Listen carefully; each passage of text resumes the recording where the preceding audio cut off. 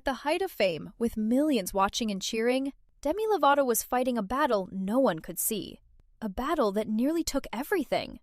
Born in Albuquerque, New Mexico, and raised in Texas, Demi showed talent early.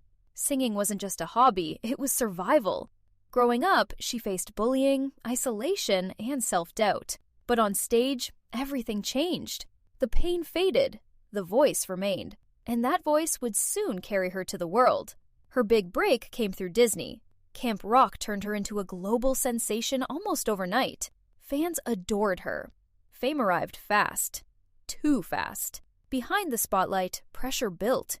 Expectations grew heavier. The image of perfection became a prison.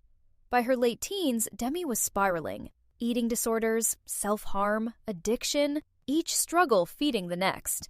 In 2010, everything collapsed. A physical altercation forced the truth into the open. Rehab wasn't a choice anymore. It was necessary. For many, that would have been the end.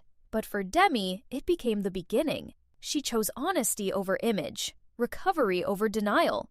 Slowly, painfully, she began rebuilding her life. She returned to music, not as the perfect pop star, but as someone real.